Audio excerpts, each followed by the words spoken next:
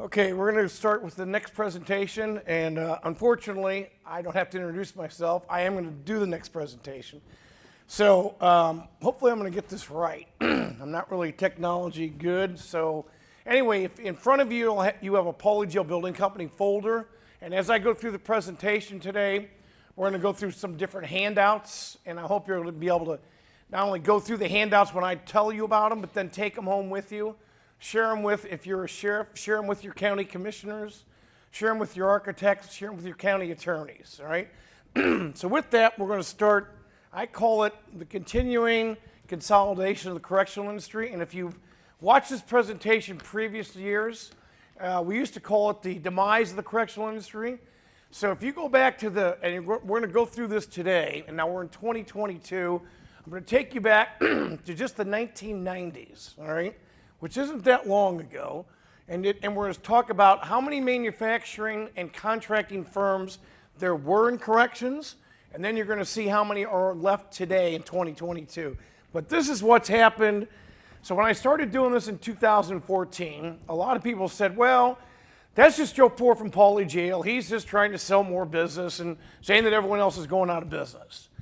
And then 2014 hit, and 2015, and 2016, 2017. So every year I came back up here, I gave the same presentation, and then 5 more companies went out of business. Companies that have been around for 100 years were just gone, all right? So my point always was, and still is today, and I think the sheriff just made a great point.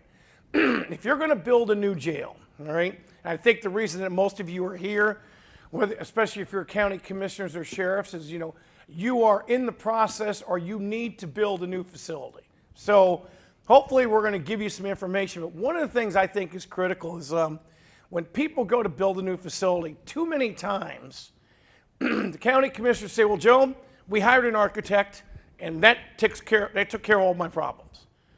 No, that doesn't take care of all your problems, because we could go through a litany of jails across this country, state prisons or county jails, where they hired an architect, and then they let it go, and the job went what? Went bankruptcy, litigation, bond claims. We all know the stories. So my answer is, you really need to pick a security architect with a good track record. You need to pick a construction management firm to work with your architect, not work against your architect. And then you got to pick the right team after that, all right? So in 2018, all right, so we talked about the demise of the correctional industry. So if you read that PowerPoint presentation there, you can see a security window company out of Canada had been in business for 60 years, leading 2 nations. They went out of business, all right? In 2018, the largest, maybe arguably the largest DEC in the country, had volumes of money, had volumes of cash, they owned their own lock company, their own furniture company, they were a contractor, door control company. Everyone's like, well, they're too big to fail. Well, not if you read the screen, all right? And when they went bankrupt, this is always the key thing I tell, when they went out of business, were they building schools? No, they were building your jail. So now your jail is left with probably uncompleted work, all right? And now you have manufacturers who are no longer in business, so you have no warranty, and you have no service.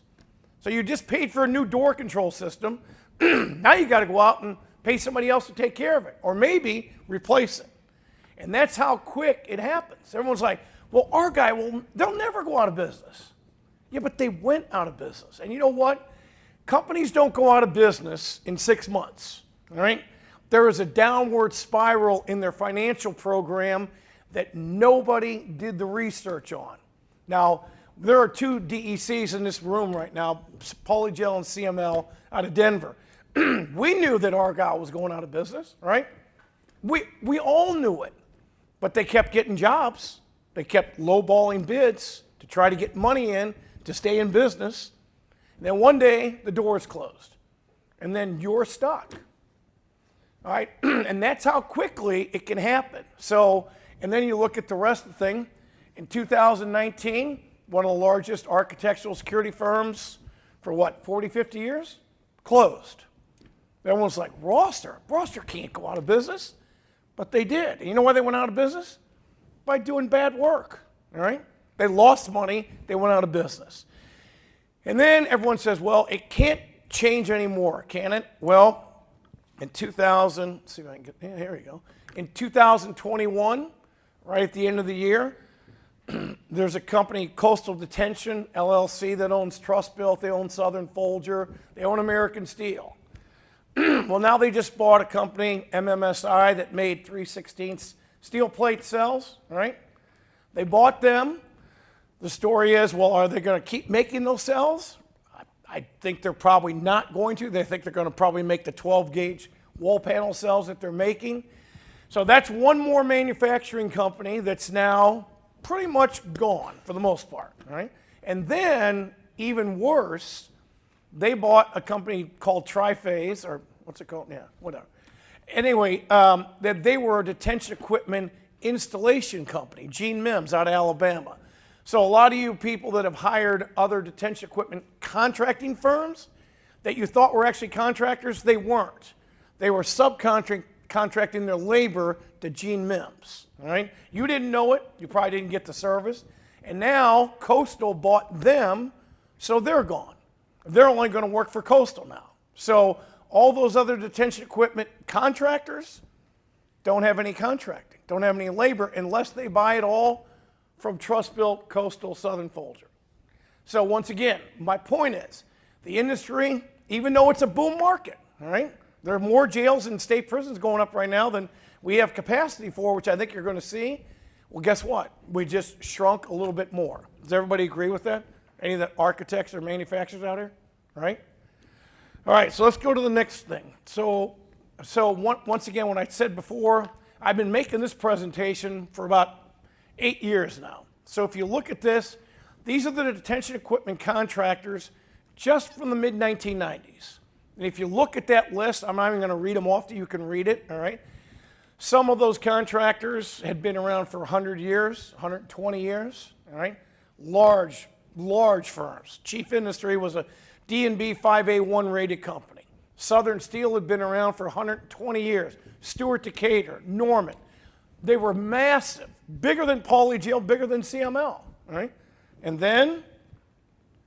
here we are now in 2022. Now you look at that, and you tell me there's not an issue with how you're going to build your jail and get the right contractors. And if you look at that list right there, which I'm not even going to look at, there are basically 3 firms that are large enough to do any sizable work in the country. Pauly Jail's one, CML's the other. Okay, but we can only do so many jobs. They can only do so many jobs. Can't do all the work.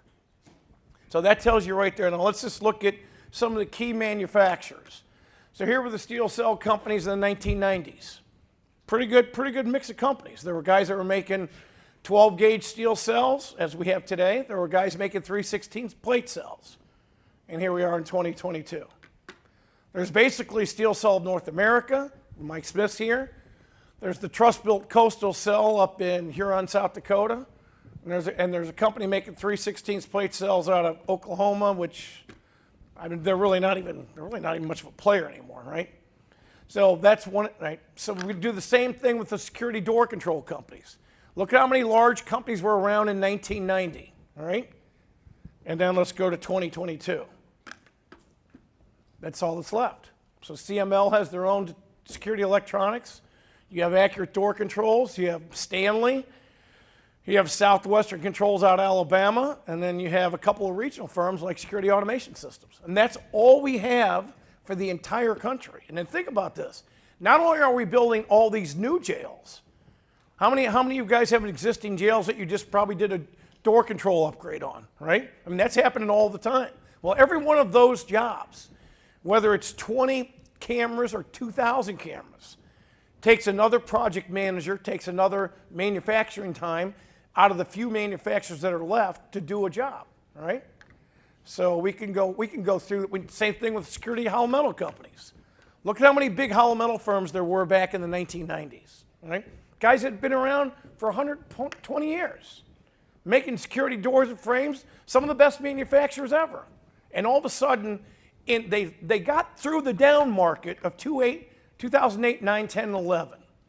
They went through the tragedy and went bankrupt in the recovery. All right, so how does that happen? When you take too much cheap work, you'll go out of business, right? We can do the same thing with security lock companies, right? Charlie Brink is still around after a long time. His father started the company, but look how many lock manufacturers there were, and then look how many are left. There's basically, if you want the quality lock today, you buy R.R. Brink's lock. Comes with a quality product, comes with a backed up warranty, comes with service, all right? That's pretty much about your only choice in the entire industry. Right, Charlie? Yeah. Okay, so why do all those issues make a difference for you? Whether you're the county commissioner, the sheriff, or whether you're the architect or the CM that just got selected, all right?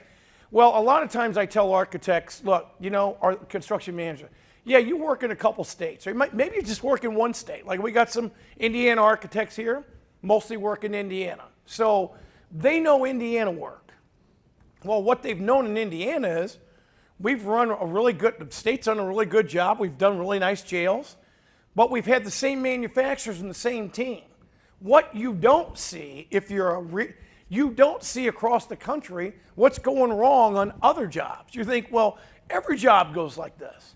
No, it doesn't. And the reason it doesn't is a lot of times architects and manufacturers get sold, counties get sold. Well, you know, Joe, we got to have competition. Okay, no, I don't disagree with that, especially back in the 1990s. Plenty of good competition. Today, well, you know, CML runs that part of the, they run out in that part of the country. They're kind of like Midwestern and Far West. Pauly Jail runs Midwest and Mideast. We don't cover the whole country. They don't cover the whole country, right? So if people say, well, Joe, we got to have 3 bidders. Well, there are only 2 lock companies.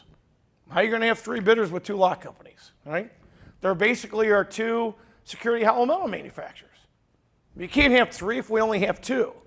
So I sometimes I politely disagree with the fact that we need competition. I think what we need is quality, all right? We need quality at the right price. And I think today, later on, when you see the construction managers up here and they talk to you about picking the design assist team, I think you really need to pay attention to that because that's what we believe in, all right? I think there are CMs here today that will tell you a lot of times when we bid the jobs working with the CM, we're the only bidder. Now that puts a lot of burden on the architect, puts a lot of burden on the construction manager. Hey, you know, can we trust this team that we just picked? You know, they're the only bidder. What happens if they take advantage of us and quote a really high price? Well, then we wouldn't be selected the next time, would we? Okay? So a lot of times when I tell you, you got to rely on your construction manager, all right? That's his job. He's supposed to know the market. He's supposed to know what's right and what's wrong, all right? And then you got to have your architect working with your construction manager, all right? But they've got to then work with the team from the county. Just like the sheriff said, you can't leave the county commissioners out of the project. They're the guys that write the check, all right? And you can't leave the county attorney out of it either because guess what? When people come back to sue you, and it always happens, all right? The county attorney needs to be involved so that he has the facts because his job is to protect the sheriff and the county commissioners from being sued, all right? So if he's got the facts, then he's fine. I've never seen a county attorney back down from being sued when he had all the information, all right? What happens, though, is architects don't and CMs don't mesh with the county commissioners. And the first time somebody shows up at a county commissioners meeting and says, hey, we weren't approved to bid your job, we're going to sue you guys. You know what the county commissioners are like, well, we don't want to be sued. So they just let them bid the job, right? And then we know what happens after that. The architects out there, CMs out there, we all know what happens, right? Jobs go south. Jobs go into bond claims, litigation. I'll give you a prime example coming up a little bit later on, but before I digress. So the whole thing here is, what are you going to do when you're going to build your new jail? First of all, we all know that costs are accelerating across the board on all building materials, right? Lumber's up, steel's up, copper's up, everything's up. So how are you going to hire and get an architect to design your new jail that you need? to the budget that the county commissioners are going to set, to the number of beds you need. Right? And if the numbers keep going up, how are you going to make that work? My answer is I think you have to pick the right team. You have to get a team, and I mean you got to get the architect and the CM. Then they've got to go get not just the detention contractor or the door control guy or the steel cell guy. You've got to get the right electrician, mechanical contractor, plumbing contractor, masonry contractor. That way they can work together and design backwards to get you the products and the project that you need. All right? So I think later on today, the 4 CMs are going to be up here. They're going to do a great job. We've never done it before, but I think they're going to explain to you some new options, some new choices, instead of just going out and picking, well, that CM came in with the lowest fee. Okay, is that going to work? Maybe sometimes it does. I think you'd be better off picking somebody based on their qualifications. Set the fee later. Pick the right team and then make it work from there. Does that make sense, everybody? Does anybody have any questions? So I'm giving another perfect presentation. Okay, well, that's not surprising. All right, so the one thing I do want to go over, and I believe in this. In front of you, you have 3 handouts in the Pauly jail folder. They're the pre-qualification forms for your security electronics companies, your detention equipment contractors, and your steel cell manufacturers. And I think those are key because those are the 3 components of any jail that are either going to be successful or they're going to fail. Right? Yeah, you know, if the mason does a bad job, you can fix the block. The electricians, you can always find another electrician. If the steel cell manufacturer sends you a crappy product, well, it's now going to be a crappy product for what, forever? If you get the wrong door controls and they don't work or they're proprietary, you know, you're stuck with those until you go to replace them, right? You get the wrong detention equipment contractor, he goes out of business, you don't get any service or warranty, what do you have to do? You have to go hire somebody else. So, and what these pre-qualifications do is they talk to so you're the architect or the CM, before the job ever comes out to bid, you should take those pre-qualifications, send them out to every detention contractor in the country, because I know they're not all going to come and be interested in your job, right? But if you don't send it to them and they never get pre-qualified and they want to come along one day and bid the job, they'll run right to the county commissioners and say, well, look, the architect, he wouldn't approve us. He didn't even give us a chance.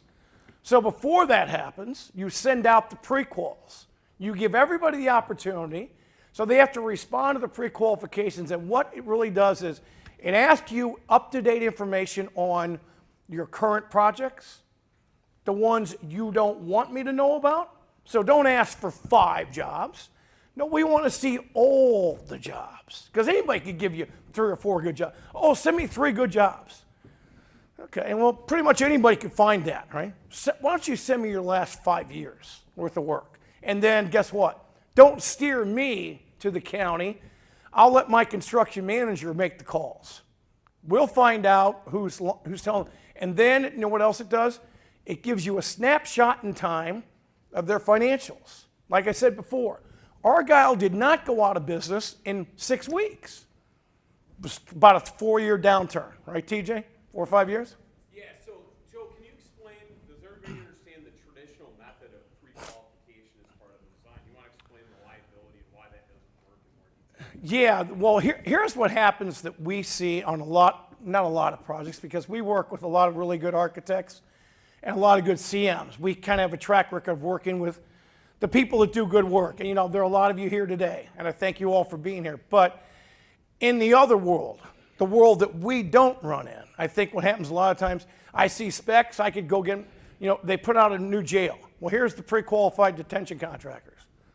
You open up the book, 2/3 of them are out of business. Well, hold on a second. What pre-qualification form did you use to give me 7 firms that are out of business? I mean, come on. But that happens, JJ, more often than not, right? I would say the way it happens with the architects is the opposite of where it works in most places.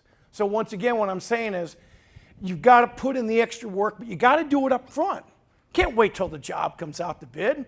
By that time, all the work, let's say you were working with Bob Piscotti, and Bob Piscotti's an architect. You're not an architect, but you could be, all right? Just get an Etch-a-Sketch and you could be an architect, all right? But, so Bob Piscotti puts out a spec. And remember now, you're the owner. You're the county commissioners. You've paid him a lot of money because you were convinced he was a security expert. So Bob just pulls some specs out of the drawer that he did from 20 years ago, plops them on the table, puts it out to bid. Well, hold on, but that's not what you hired him for. You hired him to tell you what's going on in 2022, 2023. Not what happened in 2000, right? And then at the end of the day, when those manufacturers who are still left bid the work, and then they go out of business, well, guess what? Now you're stuck. It's now, see, he's gone, and you're left. And it's you're the county commissioners who just gave the county a debacle. Probably you won't be elected next time. Sheriff might be out of business, all right? And that's how quickly it happens. Now, I don't go into all the bad projects there are in this country, all right? But if you do a little research, you can Google them, you can find them. I mean, probably the number one I could give you is the state prison in Pennsylvania. It's called SCI Phoenix. Some call it Graterford. $450 million state prison. Too big to fail, right? So they bid it the first time. Goes way over the budget. They bid it the second time. Comes in way under the budget. And then 32 months later, after substantial completion, so it was supposed to take 4 years, took 7.5. So when the dust finally settled, which by the way, still hasn't settled, they're still in lawsuits and bond claims, liquidated damages. Liquidated damages got to $32 million. Now think about that. That's more than most counties spend on their new jail, all right? And guess what? The only guys making money right now are the attorneys, right? The DEC went out of business, the manufacturers went out of business, contractors went out of business, general contractor walked away with all the cash, charged back all the subcontractors, and then he got out of the business of building jails. And everyone's like, well, how often does that happen? A lot more than you think it does, okay? But it can be stopped. You can fix it, all right? And I'm not saying you got to follow my program. I'm just saying you need to follow a program. And at the end of the day, most counties, when you go to build your county jail, unless it's a county like Franklin, but a lot of counties like Fayette, that might be the largest capital outlay that you're going to have in your entire 50-year career there, right? Well, you better hope you get it right because like the sheriff said, that building takes a pounding 24/7, 365, all right? If you buy the wrong quality products, it's going to be a disaster, all right? And that's the only thing I have to say about that today. But when you leave here by the end of the day, I want you to ask questions from the manufacturers and the construction managers. And if you have any questions at all, if you're here, raise your hand. We have microphones, we'll call on you. If you're on the web, type them in. We'll print them off and we'll answer them later. Does anybody have any questions at all? It's amazing. Another perfect presentation. How many is that, TJ? Like 30 or 50 in a row or something? That is like 30 or 50 in a row. All right, well, that's it. All right, so thank you very much for that.